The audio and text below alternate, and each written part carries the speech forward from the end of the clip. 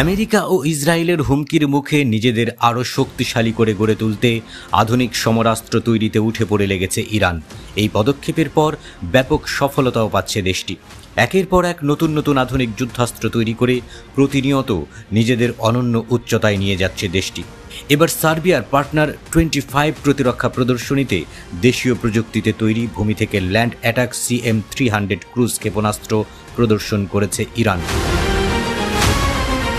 এটি একটি সাধারণ ট্রাকে বসানো 3টি ক্ষেপণাস্ত্র উৎক্ষেপণ করার ক্ষমতা সম্পন্ন একটি কন্টেইনার লঞ্চার। এই ক্ষেপণাস্ত্রগুলোর রেঞ্জ 300 কিলোমিটার।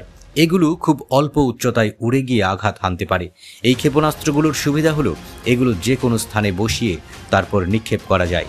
এছাড়া ক্ষেপণাস্ত্র নিক্ষেপ করে দ্রুত সেখান থেকে স্থান ত্যাগ করতে পারে, ফলে শত্রুর পক্ষে এটি শনাক্ত এবং ধ্বংস করা কঠিন হয়ে পড়ে।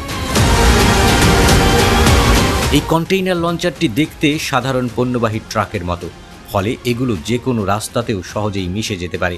এই ট্রাকের ভেতরে রয়েছে 3টি ক্ষেপণাস্ত্র, বিদ্যুৎ সরবরাহ ব্যবস্থা, নিয়ন্ত্রণ ইউনিট এবং অটো লেভেলিং প্রযুক্তি।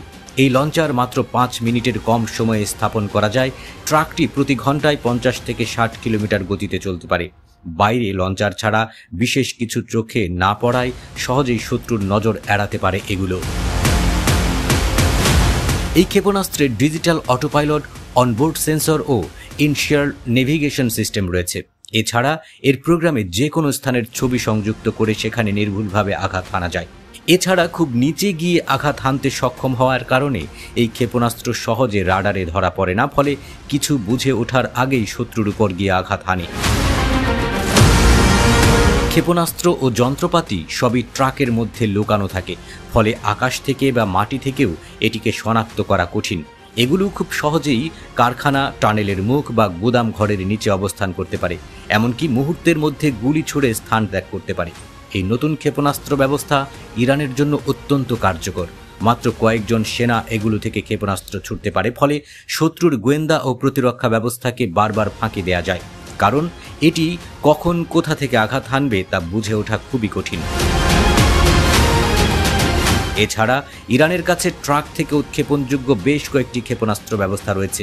এগুলোর মধ্যে শাহাব এবং ইমাদ সিরিজের ব্যালিস্টিক ক্ষেপণাস্ত্র ট্রাক থেকে লঞ্চার ব্যবহার করে ছোড়া হয়। এগুলোর সঙ্গে নতুন CM-300 ক্রুজ ক্ষেপণাস্ত্র ব্যবহার করে শত্রুর বিরুদ্ধে তীব্র প্রতিরোধ গড়ে তুলতে পারবে ইরান। এই ধরনের ক্ষেপণাস্ত্র স্থলযুদ্ধের জন্য বেশ কার্যকরী।